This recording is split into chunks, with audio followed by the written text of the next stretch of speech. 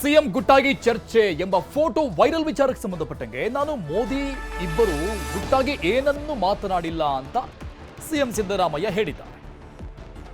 ಮೊನ್ನೆ ಆದಿಚುಂಚನಗಿರಿ ಮಠಕ್ಕೆ ಪ್ರಧಾನಿ ಮೋದಿ ಅವರು ಬರುವಂತಹ ಸಂದರ್ಭದಲ್ಲಿ ಬೆಂಗಳೂರಲ್ಲಿ ಅವರನ್ನ HL ಏರ್ಪೋರ್ಟ್ನಲ್ಲಿ ಸಿಎಂ ಬರಮಾಡಿಕೊಂಡು ಸ್ವಾಗತ ಮಾಡಿದ್ರು. ಅಲ್ಲಿ ಒಂದು ಫೋಟೋ ತೆಗೆಯಲಾಗಿತ್ತು, ಅದು ಸಿಕ್ಕಾಪಟ್ಟೆ ವೈರಲ್ ಕೂಡ ಆಗಿತ್ತು.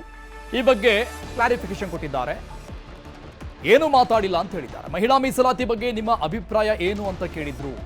ನಾನು ಮಹಿಳಾ ಮೀಸಲಾತಿ ಪರವಾಗಿದ್ದೇನೆ ಅಂತ ಹೇಳ್ದ ಅಷ್ಟೇ, ಅದರಲ್ಲಿ ಬೇರೆ ಏನಿಲ್ಲ ಅಂತ ಸಿಎಂ ಸಿದ್ದರಾಮಯ್ಯನವರು ಮೈಸೂರಲ್ಲಿ ಹೇಳಿಕೆ ಕೊಟ್ಟಿದ್ದಾರೆ. ಮೈಸೂರಿನ ಏರ್ಪೋರ್ಟ್ನಲ್ಲಿ ಸಿಎಂ ಸಿದ್ದರಾಮಯ್ಯನವರ ರಿಯಾಕ್ಷನ್ ಇದು. ಮೊನ್ನೆ ವೈರಲ್ ಆಗಿದ್ದಂತಹ ಆ ಒಂದು ಫೋಟೋ ವಿಚಾರಕ್ಕೆ ಸಂಬಂಧಪಟ್ಟಂಗೆ ಏನು ಮಾತನಾಡಿದ್ರು, ಏನು ಕೇಳಿದ್ರು, ನಾನೇನು ಹೇಳಿದೆ ಅಂತ ಸ್ಪಷ್ಟನೆ ಕೊಟ್ಟಿದ್ದಾರೆ.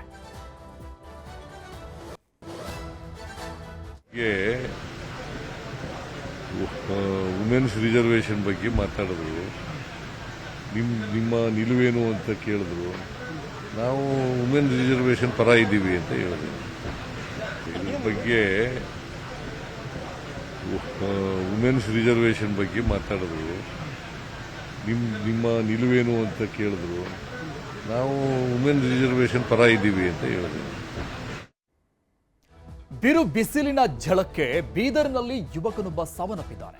ಬಿಸಿಲಿನ ಹೊಡೆತಕ್ಕೆ 20 ವರ್ಷದ ಮೊಹಮ್ಮದ್ ಸಮೀರ್ ಸಾವನ್ನಪ್ಪಿರುವುದು. ತಲೆ ಸುತ್ತಿ ಕುಸಿದು ಬಿದ್ದು ಯುವಕ ಸಾವನ್ನಪ್ಪಿರುವುದು. ಮೊಹಮ್ಮದ್ ಸಮೀರ್ ಸಾವನ್ನಪ್ಪಿರುವಂತಹ ದುರ್ದೈವ. ಬಿಸಿಲಿನ ಝಳ, ಬಿಸಿಲಿನ ಹೊಡೆತ ಆ ಮಟ್ಟಿಗೆ ಇದೆ. ಕಮಲಾನಗರ ಪಟ್ಟಣದಲ್ಲಿ 14ರಂದು ನಡೆದಂತಹ ಘಟನೆ ಇದು. ದಿಗ್ಗಿ ಕಮಲಾನಗರ ರಸ್ತೆ ಮಧ್ಯೆ ಸಮೀರ್ ಕುಸಿದು ಬಿದ್ದಿದ್ದ. ಕೆಲಸಕ್ಕೆ ಅಂತ ಕಮಲಾನಗರಕ್ಕೆ ಈ ವ್ಯಕ್ತಿ ಬಂದಿದ್ದ. ಮೂಲತಃ ಉತ್ತರ ಪ್ರದೇಶದ ಮೂಲದ ಯುವಕ. 14ನೇ ತಾರೀಕು ತರಕಾರಿ ತರೋಕೆ ಅಂತ ಯುವಕ ತೆರಳಿದ್ದ. ಅದಾದ್ಮೇಲೆ ನಾಪತ್ತೆ ಆಗಿದ್ದ ಅಂತ ದೂರು ಕೂಡ ದಾಖಲಾಗಿತ್ತು. ಮೊನ್ನೆ ಶವ ಪತ್ತೆಯಾಗಿದೆ. 14ನೇ ತಾರೀಕು ನಡೆದಂತಹ ಘಟನೆ ಇದು. ಅಂದ್ರೆ ಅವತ್ತು ಈತ ಕೆಲಸಕ್ಕೆ ಅಂತ ಹೋಗಿದ್ದು, ಮನೆ ಬಿಟ್ಟು ಹೋಗಿದ್ದು. ಅದಾದ್ಮೇಲೆ ವಾಪಸ್ ಬಂದಿಲ್ಲ. ಈ ವಿಚಾರ ಗೊತ್ತಾದ ನಂತರದಲ್ಲಿ ನಾಪತ್ತೆಯ ಕೇಸ್ ದಾಖಲಾಗುತ್ತೆ. ಆದರೆ ಮೊನ್ನೆ ಶವ ಪತ್ತೆಯಾಗಿದೆ. ಬಗ್ಗೆ ಡೀಟೇಲ್ಸ್ ಕೊಡ್ತಾರೆ ನಮ್ಮ ಪ್ರತಿನಿಧಿ ದುರ್ಗಪ್ಪ ಸಂಪರ್ಕದವರಿದ್ದಾರೆ. ದುರ್ಗಪ್ಪ, ಬಿಸಿಲಿನ ಝಳದ ವಿಷಯ ಒಂದ್ ಕಡೆ ಆದ್ರೆ ಮತ್ತೊಂದು ಕಡೆ ಈತ ಸಾವನ್ನಪ್ಪಿರುವಂತ ವಿಚಾರ, ಅಂದ್ರೆ ಅಬ್ಸ್ಕ್ಯಾಂಡ್ ಆಗಿದ್ದು 14ನೇ ತಾರೀಕು ಕಾಣೆಯಾಗಿದ್ದು. ಅದಾದ್ಮೇಲೆ ಇಲ್ಲಿವರೆಗೂ ಈತನ ಶವನೇ ಸಿಕ್ಕಿರಲಿಲ್ಲ ಅನ್ನುವಂಥ ವಿಚಾರ ನಿಜಕ್ಕೂ ಕೂಡ ಆಶ್ಚರ್ಯಕರ ರೀತಿಯಲ್ಲಿ ಅನಿಸ್ತಾ ಇದೆ. ಏನಾಗಿತ್ತು ಆಕ್ಚುಲ್ ಆಗಿ?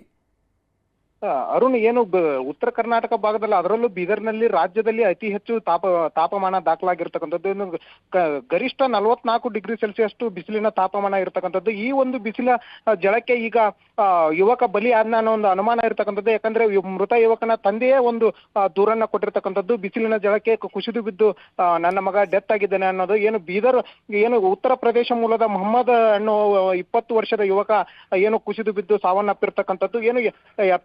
ಏಪ್ರಿಲ್ 12ನೇ ತಾರೀಕು ಉತ್ತರ ಪ್ರದೇಶದಿಂದ ಏನು ಬೀದರ್ ಜಿಲ್ಲೆಯ ಕಮಲ್ನಗರ ಪಟ್ಟಣಕ್ಕೆ ಕೆಲಸಕ್ಕೆಂದು ಬಂದಿರ್ತಾನೆ. ಈ ಸಂದರ್ಭದಲ್ಲಿ ಏನು ಏಪ್ರಿಲ್ 14ನೇ ತಾರೀಕು ತರಕಾರಿ ತರಲಿಕ್ಕೆ ಅಂತಂದು ಮನೆಯಿಂದ ಹೋಗಿರ್ತಾನೆ. ಈ ಸಂದರ್ಭದಲ್ಲಿ ಏನು ಬಿಸಿಲಿನ ತಾಪಮಾನ ತಾಳಲಾರದೆ ಏನು ಒಂದ್ ರೀತಿ ತಲೆ ಸುತ್ತು ಬಂದಂತಾಗಿ ಆ ನಂತರ ಏನು ನೀರು ಕುಡಿದು ಸ್ವಲ್ಪ ಹೊತ್ತು ವಿಶ್ರಾಂತಿಯನ್ನ ಪಡೆದು ಮತ್ತೆ ಮುಂದೆ ಸಾಗ್ತಾನೆ. ಆ ಸಂದರ್ಭದಲ್ಲಿ ಏನು ಅಲ್ಲಿ ಏನು ಕುಸಿದು ಬಿದ್ದು ಸಾವನ್ನಪ್ಪಿದ್ದಾನೆ ಹೈವೇ ಪಕ್ಕ ಅನ್ನೋ ಒಂದು ಮಾಹಿತಿ ಇರತಕ್ಕಂಥದ್ದು. ಈ ಬಗ್ಗೆ ಅವರ ತಂದೆಯ ಕೂಡ ದೂರನ್ನ ಕೊಟ್ಟಿರ್ತಕ್ಕಂಥದ್ದು. ಏನು ಏಪ್ರಿಲ್ 14ನೇ ತಾರೀಕು ಈ ಒಂದು ಮೃತ ಯುವಕ ಮೊಹಮ್ಮದ್ ಕಾಣೆಯಾಗಿದ್ದ. ಈ ಕಾಣೆಯಾಗಿದ್ದ ಸಂಬಂಧಪಟ್ಟಂತೆ ಏನು ಕುಟುಂಬಸ್ಥರು ಕೂಡ ಹುಡುಕಾಟವನ್ನ, ಆದ್ರೆ ಸಿಕ್ಕಿರ್ಲಿಲ್ಲ. ಆದ್ರೆ ಏಪ್ರಿಲ್ 18ನೇ ತಾರೀಕು ಏನು ಹೈವೇ ಪಕ್ಕದಲ್ಲಿ ಏನು ಒಂದು ತಗ್ಗು ಪ್ರದೇಶದಲ್ಲಿ ಇವತನ ಮೃತದೇಹ ಪತ್ತೆ ಆಗಿರ್ತಕ್ಕಂಥದ್ದು. ದುರ್ವಾಸನೆ ಬಂದ ಬಳಿಕ ಈ ಒಂದು ಮೃತದೇಹ ಪತ್ತೆ ಆದ ಬಳಿಕ ಏನು ಕಮಲ್ನಗರ ಪೊಲೀಸರು ಕೂಡ ಭೇಟಿ ನೀಡಿಸಿ ಒಂದು ಏನು ಶವ ಮರಣೋತ್ತರ ಪರೀಕ್ಷೆಯನ್ನು ಕೂಡ ನಡೆಸಿರ್ತಕ್ಕಂಥದ್ದು.